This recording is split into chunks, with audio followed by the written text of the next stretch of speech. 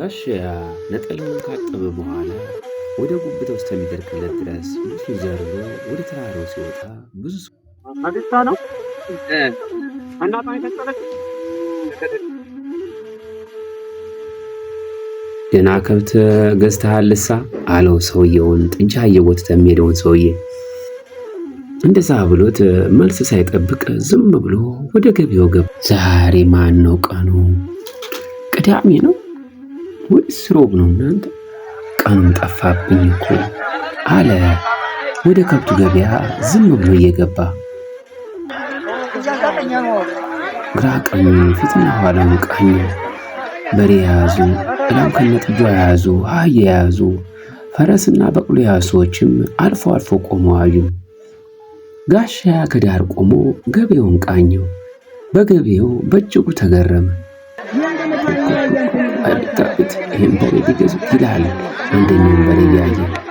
ሌላኛውን ሊያም ሲያይ እችማ ደህና ጥገት ትኖራለች።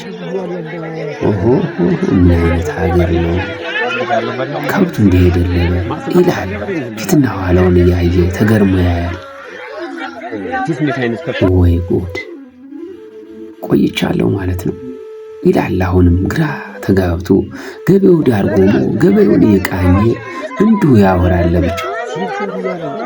ሁሉም የራሱ ገበያ ላይ ስለሆነ አንዱን አያይ። ሻጭና ገዥ ይከራከራሉ፣ ይሟገታሉ። በዚህ መሃል ጋሻዬ ዝም ብሎ ወደ ገበያው ገባና ቃል ጀመረ። ሮጎ ይላል ያንንም ሄዶ እየጠየቀ። የዚህ ጌታ ሲል ሰዎቹ ወድ ነው ይለዋል። ጋሻያ ስንት ነው ይላል። በዋጋ ሲመልስለት አሁንም ዝም ብሎ አልፎ ሄድና ሌላኛውን በሬ ይጠይቃል። ይህ ስንት ነው? ዋጋ ሲቆርጥለት ሻጭ ጋሻዬ አይ ጥሩ ኖሯል ይልና አሁንም ዝም ብሎ ሲሄድ ጌታው ጥሩ ተሆነ ይግዙታ ይላል ሻጭ።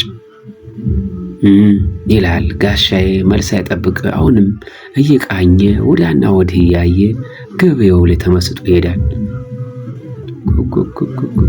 እንዴት ነው ያደልቧቸው ይላል ከለራቸው የሚያምር ቀያጅ በሬዎችን ቆሞ እያየ።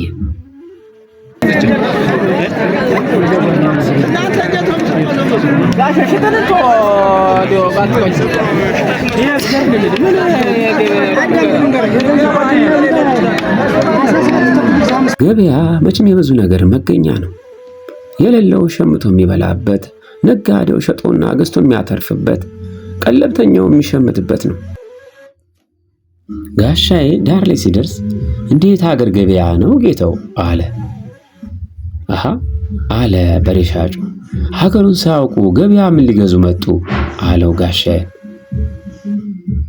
አይ እኔስ እንዲሁ ልጠይቅ ነው አለ ጋሻዬ። ላይገዙ ነዋ ዝም ብለው ሰውን የሚያደክሙ ሲለው ጋሻዬ ደንገጥ አለና ይቅርታ እንዲሁ ነው ሲለው በሬ ሻጩ ለማንኛውም ማርቆስ ገበያ ነው አለው በፌዝ እያየ። ጋሻዬ ማርቆስ አለ። እውነትም ማርቆስ አለ ጋሻዬ። ያችን በስሜ እናውቃት ማርቆስ ቦታው ጋር ሆኖ አለማወቁ ገርሞት ማርቆስ እውነትም ማርቆስ ናት አለ አሁንም ለብቻው ገበያውን እየወጣ።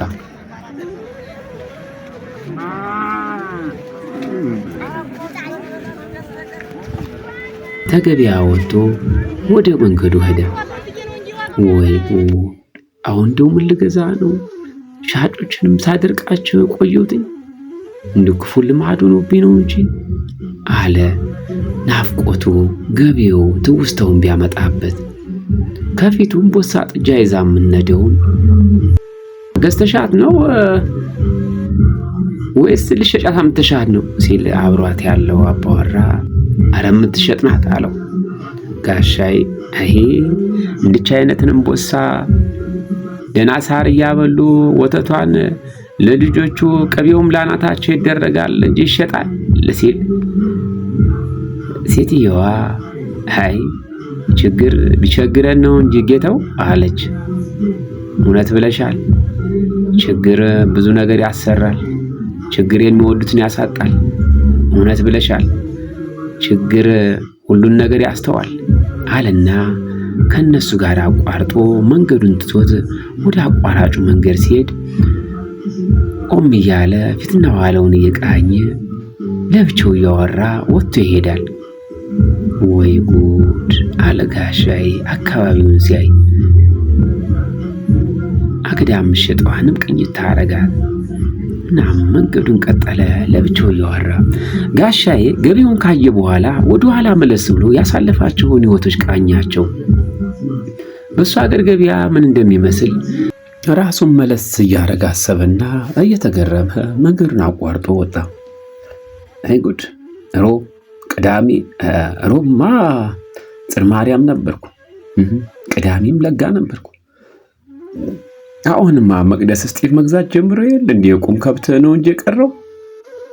አሁንስ ሁሉ ነገር በየደጁ ሆኗል እኮ አለና